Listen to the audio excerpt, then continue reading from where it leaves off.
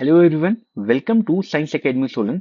आज की इस वीडियो में हम पढ़ेंगे हेलोएल्केन्स एंड हेलोएरीन का लेक्चर नंबर 8, जहां पे हम पढ़ेंगे केमिकल प्रॉपर्टीज ऑफ हेलोएरीन की अगली दो chemical properties, that is electrophilic substitution reaction and reaction with metal. और रिएक्शन विद मेटल में हम दो इंपॉर्टेंट नेम रिएक्शन पढ़ेंगे।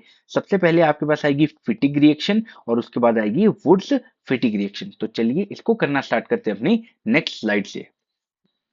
पिछली वीडियो में हमने हेलोएरीन की केमिकल प्रॉपर्टीज को स्टार्ट किया था और मैंने आपको बताया था कि यहाँ पे तीन तरह की केमिकल प्रॉपर्टीज आएगी।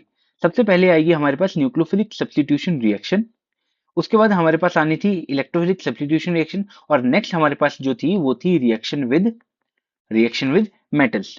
लास्ट वीडियो में हमने न्यूक्लियोफिलिक सब्स्टिट्यूशन रिएक्शन को अच्छे से पढ़ लिया था। इस वीडियो में हमारा काम है कि हम पढ़ेंगे electrophilic substitution reaction and reaction with metal.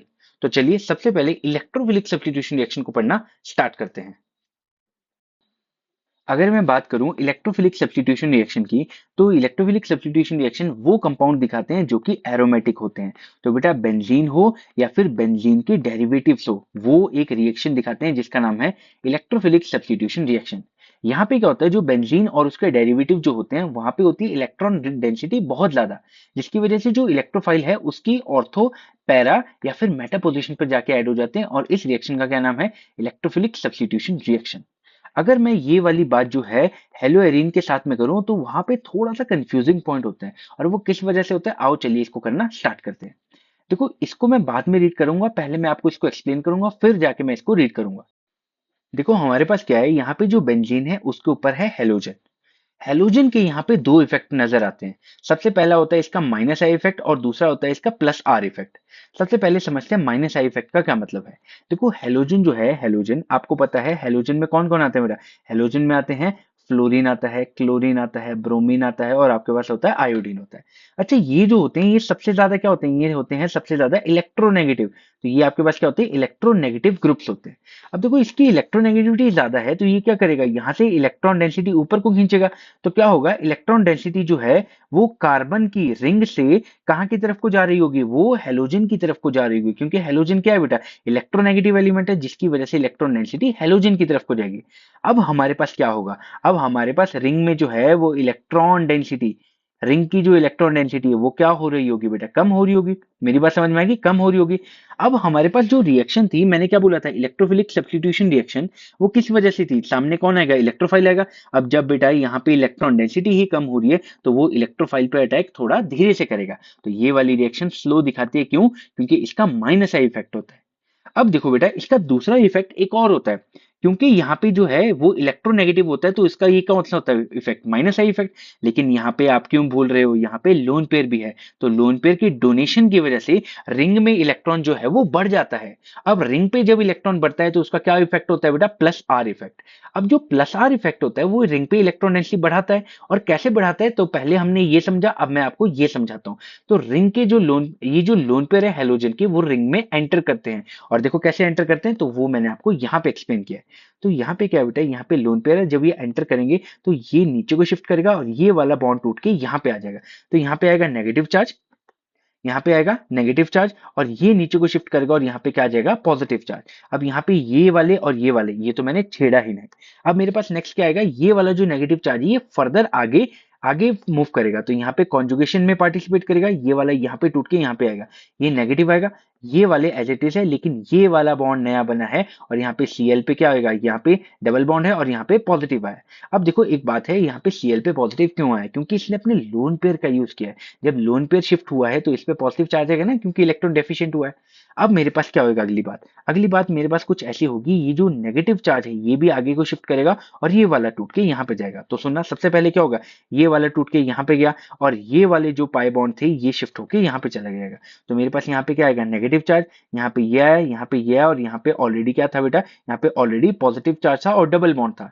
ये फिर से क्या करेगा, ये इसको आगे शिफ्ट करेगा और ये दोबारा से क्या बन जाएगा, एरोमेटिक बन जाएगा। तो एरोमेटिक बनने के बाद यहाँ पे ये और यहाँ पे ये बन जाएगा और मेरे पास जो है वो लोन पेयर बेटा मेरे पास वापस आ जाएंगे। तो आपने इन स्ट्रक्चर से क्या देखा कि जो लोन पेयर है हेलोजन के, वो क्या करेंगे, रिंग में एंटर करेंगे और यहाँ पे इलेक्ट्रॉन डेंसिटी कहाँ पे बढ़ा रहे हैं बेटा, ऑर्थो पे बढ़ा रहे हैं, पैरा पे बढ़ा रहे हैं और ऑर्थो पे बढ़ा रहे हैं। तो इन तीनों का, इनको क्या बोलते हैं बेटा, इनको बोलते हैं रेजोनेटिंग स्ट्रक्चर।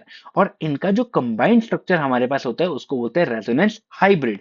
जो रेजोनेंस हाइब्रिड स्ट्रक्चर हमारे पास होगा वो कैसा होगा, वो चेक करना है आपने।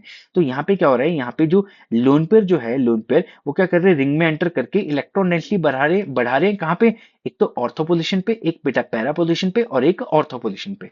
तो बेटा आने वाला इलेक्ट्रोफाइल जो है वो हमारे पास कहाँ लग रहा होगा, जो आने वाला इलेक्ट्रोफाइल है वो ऑर्थो पे, पैरा पे और ऑर्थो पे इलेक्ट्रॉन डेंसिटी बढ़ा रहे हैं। तो आने वाला जो इलेक्ट्रोफाइल है वो एक तो ऑर्थो पे लगेगा और दूसरा पैरा पे लगेगा। तो मेरे पास कहाँ पे लग रहा है बेटा, वो आने वाला इलेक्ट्रोफाइल मेरे पास एक तो ऑर्थो पे लग रहा है और दूसरा बेटा पैरा पे लग रहा है। तो आप यहाँ पे एक बात ध्यान देंगे, जो हेलोजन है उसके दो इफेक्ट है बेटा, एक तो है माइनस आई इफेक्ट जिसकी वजह से वो इलेक्ट्रॉन डेंसिटी घटाता है रिंग में से, और एक इसका प्लस आर इफेक्ट जिसकी वजह से वो रिंग में इलेक्ट्रॉन डेंसिटी बढ़ाता है। अब देखो ये कितना कंफ्यूजिंग पॉइंट है कि एक विड्रॉ कर रहा है और एक डोनेट कर रहा है, लेकिन यहाँ पे वैसे तो आप जो होता है, अगर क्लास +1 में आपने रेजोनेंस और इंडक्टिव इफेक्ट के बारे में पढ़ा होगा तो वहां पे आपने पक्का एक चीज पढ़ी होगी कि रेजोनेंस इफेक्ट जो है उसका इफेक्ट ज्यादा होता है as compare to inductive effect. लेकिन ये वाला जो ऑर्डर होता है वो हेलोजन फॉलो नहीं करता है। देखो जो हेलोजन के केस में होता है, हेलोजन हेलोजन जो बेटा जन्म से क्या होते हैं, इलेक्ट्रोनेगेटिव एलिमेंट। इलेक्ट्रोनेगेटिव ये इतने ज्यादा होते हैं कि आपके पीरियोडिक टेबल में इनका काफी ज्यादा नाम होता है इलेक्ट्रोनेगेटिविटी की वजह से। तो इसीलिए इसका इफेक्ट उल्टा हो जाता है, मतलब माइनस आई इफेक्ट इसका ज्यादा होता है और यहाँ पे प्लस आर इफेक्ट इसका कम होता है। मतलब माइनस आई इफेक्ट इसका ज्यादा डोमिनेटिंग होता है as compare to plus R effect. तो बेटा हेलोजन के केस में, इन केस ऑफ हेलोजन, इसका जो माइनस आई इफेक्ट होगा वो ज्यादा होगा एज कंपेयर टू रेजोनेंस। तो ये वाली जो बात मैंने आपको समझाई है, अब इसको रीड करना स्टार्ट करते हैं। तो सुनना, haloarene undergo usual electrophilic substitution reaction of benzene rings such as halogenation, nitration, sulphonation, Friedel Craft, alkylation reaction. तो ये क्या बोल रहा है कि जैसे आपके पास बेंजीन होता है वैसी रिएक्शन आपके पास हेलो एल्केन्स भी दिखाते हैं, हेलो एरीन्स भी दिखाते हैं। तो जैसे कि बेटा हेलोरीन कौन कौन सी रिएक्शन दिखाएगा, आपके पास हेलोजिनेशन रिएक्शन भी दिखाएगा, दूसरी आपके पास दिखाएगा नाइट्रेशन रिएक्शन, तीसरी आपके पास दिखाएगा सल्फोनेशन रिएक्शन और फोर्थ बेटा फ्रीडल क्राफ्ट रिएक्शन भी दिखाएगा। और फ्रीडल क्राफ्ट में भी कौन सी दिखाएगा, फ्रीडल क्राफ्ट एल्काइलेशन रिएक्शन दिखाएगा। और चौथी फिफ्थ रिएक्शन हमारे पास दिखाएगा फ्रीडल क्राफ्ट एसाइलेशन रिएक्शन। तो बेंजीन की तरह ये भी सारी की सारी रिएक्शन दिखाता है। देखो अगली बात ये बोल रहा है, halogen atom beside being slightly deactivating, देखो थोड़ा सा डीएक्टिवेटिंग होने के बावजूद भी इस ऑर्थो पैरा डायरेक्टिंग, देखो डीएक्टिवेटिंग होने के बावजूद भी ये क्या दिखाता है, ऑर्थो और पैरा इफेक्ट दिखाता है। डीएक्टिवेटिंग का क्या मतलब है, इलेक्ट्रॉन डेंसिटी कम होने की वजह को क्या बोलते हैं, डीएक्टिवेटिंग ग्रुप। मेरी बात समझ में आ गई। तो ये क्या दिखाता है, ortho para. Therefore further substitution occurs at ortho and para position with respect to halogen atom. ठीक है बेटा, हेलोजन के विद रिस्पेक्ट में वो क्या करेगा, ऑर्थो पे पैरा पे इलेक्ट्रॉन डेंसिटी जो है या फिर आने वाले इलेक्ट्रोफाइल को डायरेक्ट करेगा। इसीलिए इनको क्या बोलते हैं, ऑर्थो पैरा डायरेक्टिंग ग्रुप्स बोलते हैं। ये बात समझ में आ गई। तो यहाँ पे जो है वो रेजोनेंस मैंने आपको एक्सप्लेन कर दी है कि कैसे ये रिंग में रेजोनेट करता है, और यहाँ पे ऑर्थो पे, पैरा पे और ऑर्थो पे इलेक्ट्रॉन डेंसिटी बढ़ती है। और इसी वजह से हमारे पास क्या होता है, जो हेलोजन होता है वो ऑर्थो पैरा और ऑर्थो पैरा डायरेक्टिंग होता है। तो ये आपने बना लिया। अगला ये जो पैराग्राफ है ये भी काफी इंपॉर्टेंट है, तो चलिए इसको रीड करते हैं। Due to resonance electron density, सुनना, due to resonance the electron density increase more at ortho and para position. तो मैंने आपको बता दिया रेजोनेंस की वजह से ऑर्थो पे, पैरा पे और ऑर्थो पे इलेक्ट्रॉन डेंसिटी बढ़ जाती है। Further halogen atom being minus I has some tendency to withdraw electron. अभी ये वही बात बोल रहा है कि लोन पेयर से इलेक्ट्रॉन डेंसिटी ऑर्थो और पैरा पे बढ़ जाती है, लेकिन इसके माइनस आई की वजह से इलेक्ट्रॉन डेंसिटी जो बेंजीन रिंग में है वो डिक्रीज कर जाती है। Further, the halogen atom being minus I effect have some tendency to withdraw electron from benzene ring. As a result, ring gets somewhat deactivating. तो जिसकी वजह से जो है, सुनना, अब इसकी वजह से क्या हो रहा है बेटा, यहाँ पे दो दो इफेक्ट बोल रहा है। इंडक्टिव इफेक्ट क्या बोल रहा है कि इलेक्ट्रॉन ऊपर निकालो, समझ में आएगी, यहाँ से रिंग में जो इलेक्ट्रॉन डेंसिटी है वो कम करो, ऊपर को लिखो।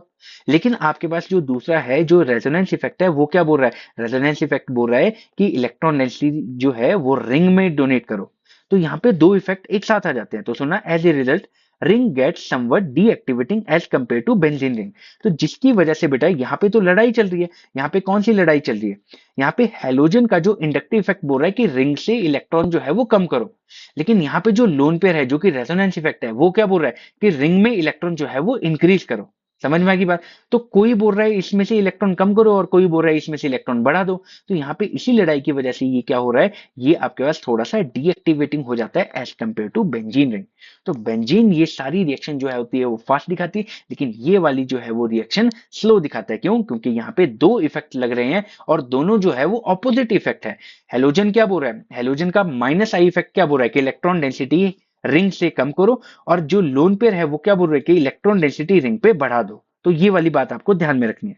तो दूसरी क्या बोल रहा है, as a result ring get somewhat deactivating compared to benzene ring, and hence electrophilic substitution reaction in halorine occur slower and require the drastic condition। तो बेटा इसकी वजह से बेंजीन में जो इलेक्ट्रोफिलिक सब्स्टिट्यूशन रिएक्शन होती है वो बेटा फास्ट होती है, लेकिन अगर मैं हेलो एरिन की अगर बात करूं तो यहाँ पे दो ऑपोजिट इफेक्ट होने की वजह से जो इलेक्ट्रोफिलिक सब्स्टिट्यूशन रिएक्शन है वो थोड़ी सी स्लो हो जाती है, या फिर अगर आप इनको करवाते भी हो जैसे कि halogenation, nitration, sulphonation, Friedel craft reaction, वो थोड़ी सी ड्रास्टिक कंडीशन में होती है, थोड़ी सी हार्श कंडीशन में होती है। तो ये आपके पास मोर रिएक्टिव हो जाता है और ये आपके पास लेस रिएक्टिव होता है।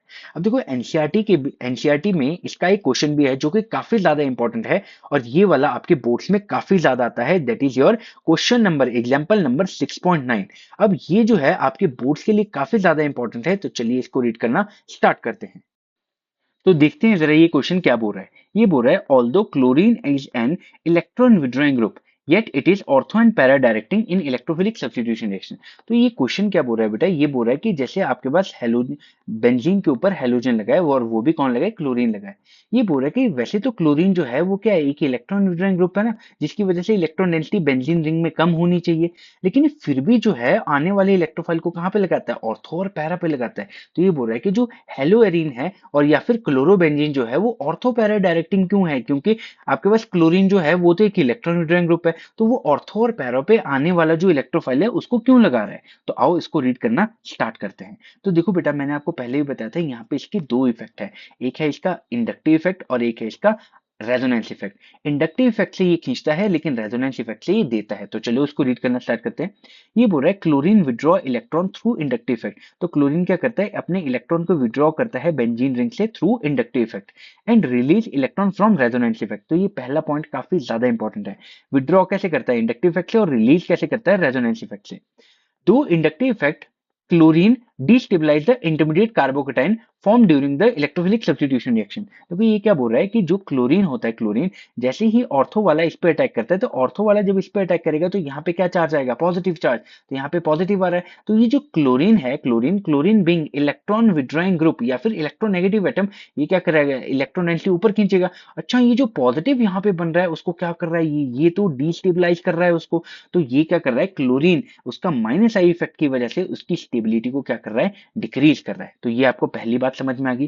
लेकिन दूसरी बात ये क्या बोल रहा है, दो रेजोनेंस, सुनना, दो resonance halogen tends to stabilize the carbocation and effect is more pronounced at ortho and para position. तो दूसरी बात ये क्या बोल रहा है कि इंडक्टिव इफेक्ट से तो ये खींच रहा है और उसको डिस्टेबलाइज कर रहा है, लेकिन रेजोनेंस की भाषा में अगर आप देखें तो रेजोनेंस से क्या करता है, जैसे ही ऑर्थो वाला इस पे अटैक करता है तो यहाँ पे क्या आएगा, यहाँ पे हाइड्रोजन और यहाँ पे इलेक्ट्रोफाइल आएगा, इलेक्ट्रोफाइल ऐड हो गया ना, लेकिन यहाँ पे पॉजिटिव चार्ज कहाँ पे हुआ बेटा, पॉजिटिव चार्ज हुआ आपके पास उस कार्बन पे जहाँ पे क्लोरीन लगा है। तो क्लोरीन क्या करेगा, लोन पेयर से डोनेट करेगा ना, तो इसको क्या करेगा, यहाँ पे जो पॉजिटिव चार्ज है वहां पे इलेक्ट्रॉन एनर्जी मिल रही है किससे, रेजोनेंस से, तो उसको क्या करेगा, वो स्टेबलाइज कर रहा है। सिमिलरली अगर ऑर्थो वाला भी अटैक करता है तो ऑर्थो वाला भी जब अटैक करेगा तो ये वाला इलेक्ट्रॉन एनर्जी यहाँ पे आएगी, तो यहाँ पे क्या आ जाएगा, यहाँ पे हाइड्रोजन और यहाँ पे इलेक्ट्रोफाइल। तो जब ये आगे को शिफ्ट करेगा, तो यहाँ पे फिर से क्या आएगा, पॉजिटिव चार्ज, और फिर से आपका जो लोन पेयर है और रेजोनेंस की वजह से उसको दोबारा से स्टेबल करेगा।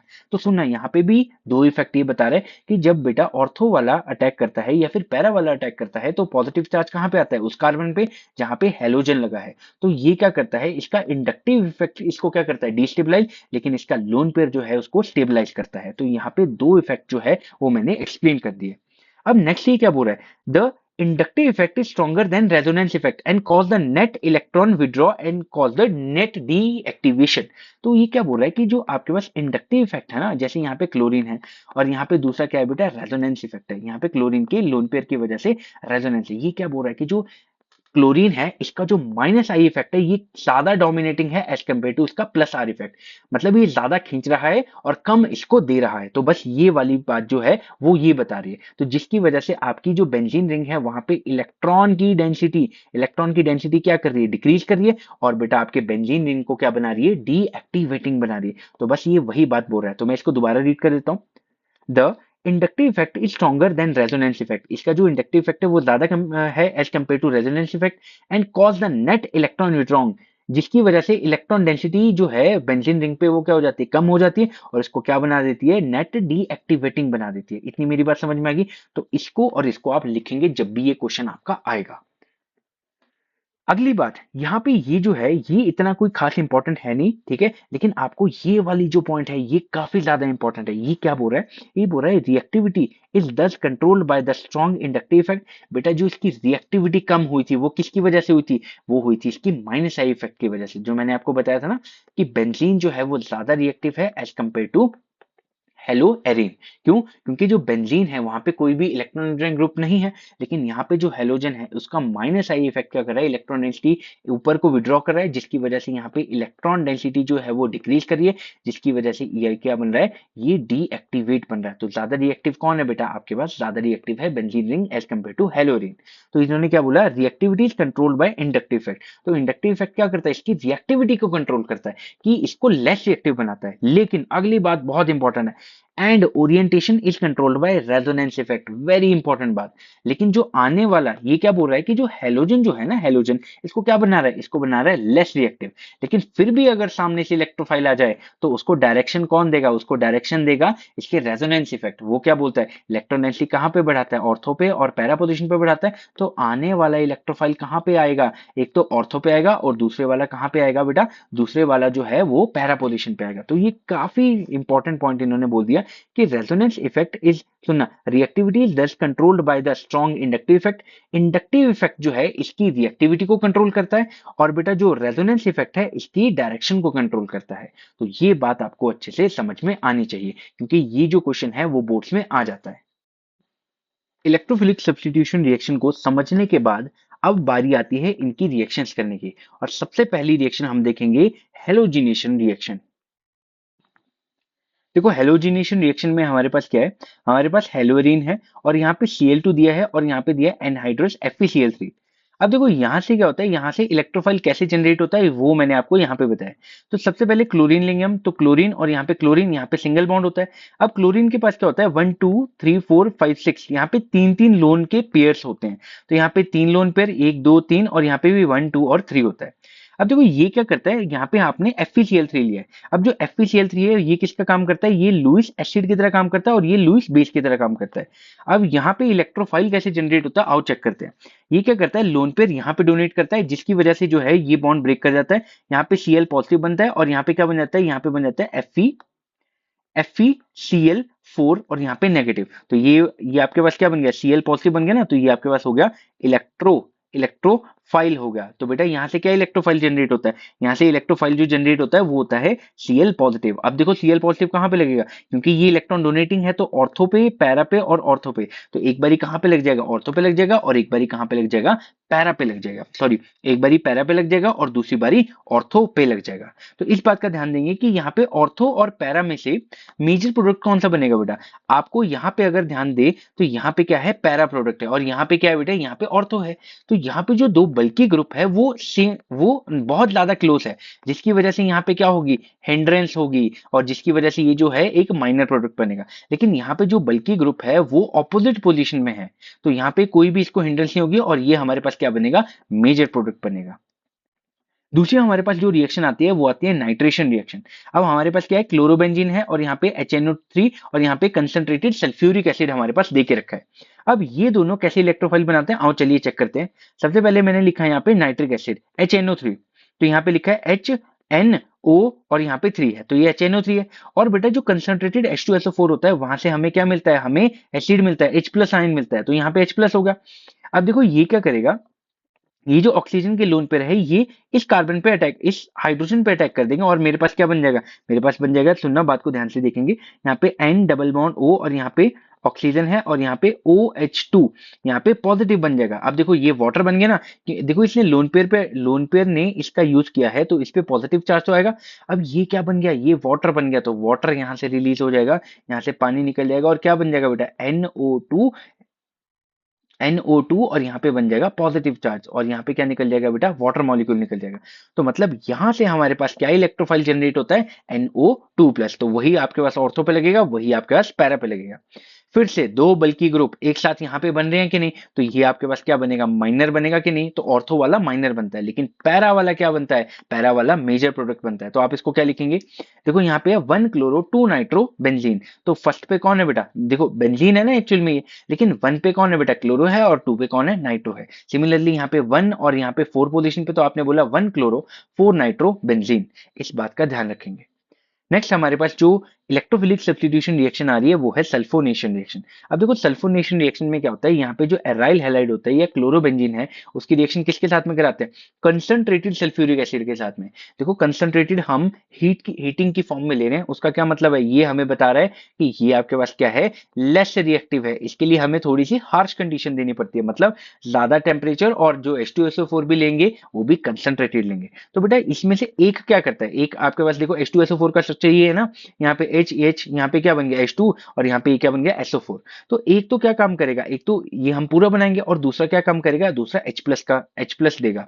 तो H+ का जो है वो क्या करेगा, H+ जो है OH पे अटैक कर देगा या फिर OH H+ पे अटैक कर देगा, और यहाँ पे क्या बन जाएगा, यहाँ पे OH है, यहाँ पे H डबल बॉन्ड O है, डबल बॉन्ड O है, डबल बॉन्ड हुआ है, और यहाँ पे क्या बन जाएगा OH2 और यहाँ पे पॉजिटिव, ये फिर से किसकी तरह बिहेव करेगा, लिविंग ग्रुप की तरह, और यहाँ पे क्या बन जाएगा हमारे पास, यहाँ पे OH बन जाएगा, यहाँ पे H डबल बॉन्ड O, और यहाँ पे डबल बॉन्ड O, और यहाँ पे क्या आ जाएगा, पॉजिटिव चार्ज आएगा, क्यों, क्योंकि यहाँ से वाटर मॉलिक्यूल रिलीज हुआ है। तो मेरे पास क्या बन गया, मेरे पास बन गया SO3 और यहाँ पे H बन गया, तो ये मेरे पास इलेक्ट्रोफाइल है जो कि ऑर्थो पे लग जाएगा और एक बारी पैरा पे लग जाएगा। तो यहाँ पे क्या बन जाएगा बेटा, यहाँ पे एक बारी ऑर्थो पे लगा SO3H और यहाँ पे लगा SO3H। तो SO3H कहाँ से बनता है बेटा, सल्फ्यूरिक एसिड से। एक सल्फ्यूरिक एसिड किसकी तरह काम करता है, एक सल्फ्यूरिक एसिड बेस की तरह काम करता है और दूसरा एसिड की तरह काम करता है, क्योंकि सल्फ्यूरिक एसिड आपके पास क्या है बेटा, एसिड है ना, तो यहाँ से क्या निकल के आता है, हमारे पास निकलता है SO3H, जो कि एक बारी ऑर्थो पे लगता है और एक बारी पैरा पे लगता है। फिर से अगर आप ध्यान दें तो ये दोनों बल्कि ग्रुप यहाँ पे कहाँ है बेटा, पैरा पोजीशन पे, तो ये वाला मेजर है और ये वाला आपके पास क्या बनता है, माइनर प्रोडक्ट बनता है। अब इसका नाम क्या होगा, इस वाले का नाम क्या होगा, देखो इस वाले का नाम होगा 1 क्लोरो बेंजीन सल्फोनिक एसिड। क्यों, क्योंकि अगर आपने बेटा क्लास 11 में फंक्शनल ग्रुप की प्रायोरिटी देखी हो तो वहां पे क्या होता है, ये जो SO3 है, SO3 ये आपके पास काफी हाई प्रायोरिटी में आता है, इसीलिए ये हमारे पास क्या बन जाएगा, फंक्शनल ग्रुप, तो ये क्या बन जाएगा, साइड ब्रांच। तो आपके पास क्या आएगा, 2 क्लोरो बेंजीन सल्फोनिक एसिड, और यहाँ पे क्या आएगा बेटा, ये फोर्थ पोजीशन पे, तो 4 क्लोरो बेंजीन सल्फोनिक एसिड, ये मेरे पास मेजर प्रोडक्ट बनेगा। नेक्स्ट हमारे पास काफी ज्यादा इंपॉर्टेंट नेम रिएक्शन आ रही है, फ्रीडल क्राफ्ट एल्काइलेशन रिएक्शन। देखो फ्रीडल क्राफ्ट एक होती है एल्काइलेशन और नेक्स्ट हम पढ़ने वाले हैं एसाइलेशन रिएक्शन। दोनों एक ही जैसी होती है, बस थोड़ा सा फर्क यहाँ पे होता है। एल्काइलेशन में क्या ऐड होता है बेटा, एल्काइल ग्रुप ऐड होता है, तो यहाँ पे क्या है, क्लोरोबेंजीन है और यहाँ पे CH3Cl है और एनहाइड्रस AlCl3 है। तो इससे कैसे आपका इलेक्ट्रोफाइल बनता है, आओ चलो चेक करते हैं। यहाँ पे मेरे पास है CH3Cl। अब देखो फिर से आपके पास क्या आएगा, Cl जो है, Cl के पास में लोन पेयर है, तो यहाँ पे lone pair lone pair lone pair. अब यहाँ पे क्या लिया मैंने, यहाँ पे लिया लुईस एसिड लिया, क्यों, क्योंकि इनके पास क्या है, एम्प्टी ऑर्बिटल है, और ये आपके पास क्या है, ये आपके पास है लुईस बेस, क्योंकि इनके पास क्या है, लोन पेयर है। तो ये क्या करेगा, लोन पेयर से इस पे अटैक करेगा, इसने इस पे अटैक किया। अब हमारे पास क्या बन जाएगा, यहाँ से CH3 पॉजिटिव और यहाँ पे जो Cl नेगेटिव वो किसके साथ में निकल जाएगा, AlCl4 नेगेटिव बन के यहाँ से निकल जाएगा। अब मेरे पास इन दोनों से देखो, इन दोनों से मेरे पास क्या जनरेट हुआ, इन दोनों से मेरे पास इलेक्ट्रोफाइल जनरेट हुआ जो कि कार्बोकेटाइन है। तो वो कहां पे लगेगा, एक बारी ऑर्थो पे लगेगा और एक बारी पैरा पे लगेगा। देखो फिर से ऑर्थो वाला हमारे पास माइनर प्रोडक्ट है और बेटा पैरा वाला हमारे पास मेजर प्रोडक्ट है। तो ये हमारे पास आती है फ्रीडल क्राफ्ट एल्काइलेशन रिएक्शन। अब यहाँ पे क्या है बेटा, यहाँ पे है 1 पे क्लोरो है और 2 पे क्या है बेटा, मिथाइल है और यहाँ पे बेंजीन। देखो ये दोनों ही आपके पास क्या होते हैं, साइड ब्रांच होते हैं, क्योंकि हेलोजन को अगर आपने IUPAC नॉमेनक्लेचर पढ़ा होगा तो हमारे पास जो हेलोजन हेलोजन होता है, हेलोजन हेलोजन एक साइड ब्रांच की तरह काम करता है। सिमिलरली आपके पास कार्बन भी एक साइड ब्रांच की तरह काम करता है। तो जब दोनों साइड ब्रांच होते हैं तो अल्फाबेटिकल ऑर्डर आता है। तो हमारे पास Cl पहले, कार्बन का क्लोरो को कार्बन पहले आता है और बेटा मिथाइल का M बाद में आता है। तो इसीलिए आपने क्या लिखा, 1 पे क्लोरो और 2 पे मिथाइल लिखा और फिर लिख दिया आपने बेंजीन। सिमिलरली यहाँ पे क्या है बेटा, 1 क्लोरो और 4 पे क्या है, मिथाइल, और ये आपके पास एक मेजर प्रोडक्ट बनेगा। तो ये आपके पास था Friedel craft alkylation reaction. Next reaction आपके पास आती है फ्रीडल क्राफ्ट एसाइलेशन रिएक्शन। देखो ये भी काफी इंपॉर्टेंट रिएक्शन है।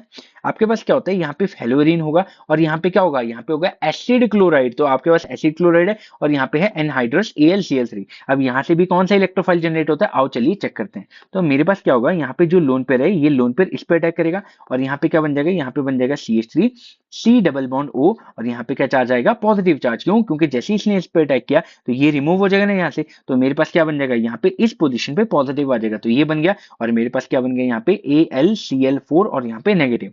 तो इस ग्रुप को क्या बोलते हैं बेटा, इसको बोलते हैं एसाइल ग्रुप। तो जहां पे पॉजिटिव है बस वो वाला कार्बन जो है वो एक बारी ऑर्थो पे लग जाएगा। तो यहाँ पे C डबल बॉन्ड O और यहाँ पे CH3। तो देख रहा हूँ C डबल बॉन्ड O और यहाँ पे CH3 और दूसरा कहाँ पे बनेगा बेटा, C डबल बॉन्ड O और यहाँ पे बन जाएगा CH3। तो ये मेरे पास कौन सा बना बेटा, ऑर्थो प्रोडक्ट बना और ये मेरे पास पैरा वाला प्रोडक्ट बना।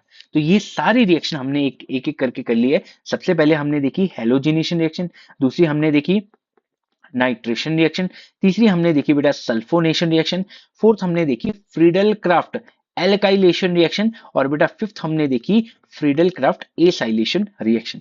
सारी रिएक्शन काफी इंपॉर्टेंट है तो उसको एक एक करके अच्छे से पढ़ेंगे। नेक्स्ट रिएक्शन हमारे पास आ रही है रिएक्शन विद मेटल। देखो रिएक्शन विद मेटल में हमारे पास दो नेम रिएक्शन है, काफी इंपॉर्टेंट है। एक है वुड्स फिटिग रिएक्शन और अगली हमारे पास है फिटिग रिएक्शन। देखो वुड्स फिटिग रिएक्शन सबसे पहले हम देखना स्टार्ट करते हैं। देखो वुड्स फिटिग रिएक्शन में क्या होगा, सबसे पहले एक होगा आपके पास एल्काइल हैलाइड और एक आपके पास होगा एराइल हैलाइड। जैसे आपने वुड्स रिएक्शन की थी बिल्कुल वैसे ही आपके पास क्या होगी, वुड्स फिटिग रिएक्शन। तो बेटा सबसे पहले हम क्या लेंगे, एक लेंगे एराइल हैलाइड। तो मैं ले लेता हूँ बेटा, यहाँ पे ले लेता हूँ फिनाइल और यहाँ पे हैलाइड। देखो फिनाइल का क्या मतलब होता है, फिनाइल का मतलब वही होता है बेंजीन रिंग और यहाँ पे हेलोजन है। और यहाँ पे मैंने क्या लिया, मैंने लिया 2Na। मैंने यहाँ पे क्या लिया 2Na, मैंने दो सोडियम मेटल लिए और यहाँ पे क्या लिया हेलोजन और यहाँ पे लिया R। तो यहाँ पे मैंने क्या लिया बेटा, एक हेलोएरिन लिया है और एक मैंने हेलोएल्केन लिया है। और इसकी भी रिएक्शन किसके साथ में करेंगे आप, ड्राई ईथर के साथ में। तो आप क्या करेंगे, ड्राई ईथर। अब देखो ड्राई ईथर क्यों लेते हैं, मैंने आपको वुड सेक्शन में भी बताया था, क्योंकि जो सोडियम मेटल है ये हाईली रिएक्टिव होता है। अगर एक्वस मीडियम कहीं भी दिखा तो ये ब्लास्ट कर देगा, विगरस रिएक्शन दिखाता है।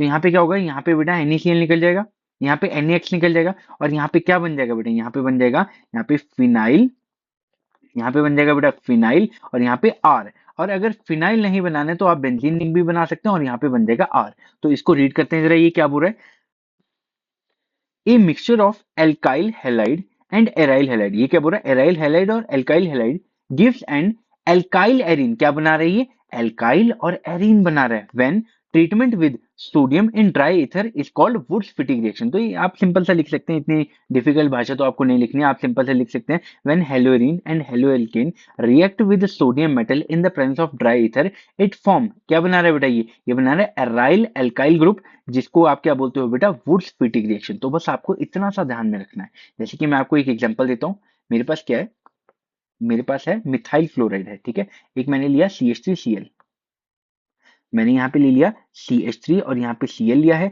और बेटा यहाँ पे 2Na लिया है और मैंने यहाँ पे क्या लिया बेटा, Cl लिया है।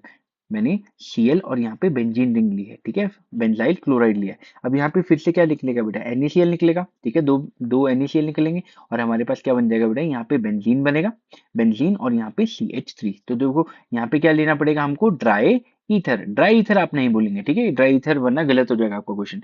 तो यहाँ पे क्या होगा, बेंजीन के ऊपर CH3 लग जाता है ना बेटा, तो इसको क्या बोलते हैं, इसको एल्काइलेशन भी तो बोलते हैं, क्योंकि एल्काइल ग्रुप ऐड हो रहा है। तो यहाँ पे क्या हो रहा है, यहाँ पे जो ग्रुप बना है उसको क्या बोलेंगे, टॉलीन। इसको क्या बोलते हैं बेटा, टॉलीन। अगर बेंजीन के ऊपर एक CH3 लगता है तो उसको क्या बोलेंगे, टॉलीन।